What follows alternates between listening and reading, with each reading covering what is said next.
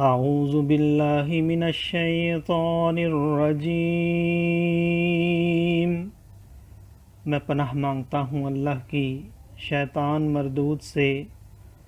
بسم اللہ الرحمن الرحیم، اللہ کے نام سے شروع جو نہایت مہربان رحم والا۔ والذین کفروا بعضهم اولیاء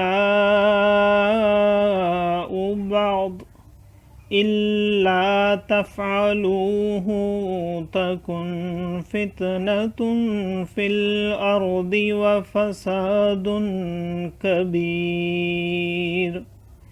والذین آمنوا وہاجروا وجاہدوا فی سبیل اللہ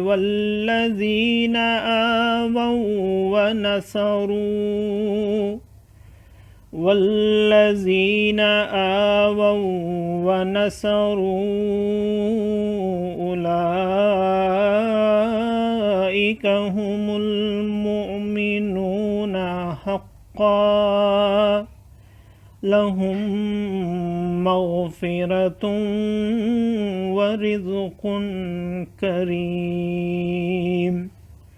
والذین آمنوا من بعد وہاجروا وجاہدوا معکم فأولئک منکم وَأُولُو الْأَرْحَامِ بَعْضُهُمْ أَوْلَى بِبَعْضٍ فِي كِتَابِ اللَّهِ إِنَّ اللَّهَ بِكُلِّ شَيْءٍ عَلِيمٌ۔ صدق اللہ العظیم۔ اور کافر آپس میں ایک دوسرے کے وارث ہیں، ایسا نہ کرو گے تو زمین میں فتنہ اور بڑا فساد ہوگا۔ اور وہ جو ایمان لائے اور ہجرت کی اور اللہ کی راہ میں لڑے اور جنہوں نے جگہ دی اور مدد کی، وہی سچے ایمان والے ہیں، ان کے لیے بخشش ہے اور عزت کی روزی۔ اور جو بعد کو ایمان لائے اور ہجرت کی اور تمہارے ساتھ جہاد کیا، وہ بھی تم ہی میں سے ہیں، اور رشتہ والے ایک دوسرے سے زیادہ نزدیک ہیں اللہ کی کتاب میں، بے شک اللہ سب کچھ جانتا ہے۔ صدق اللہ العظیم۔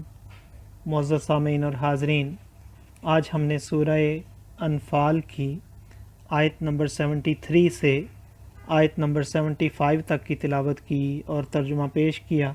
اللہ تعالیٰ قبول و منظور فرمائے۔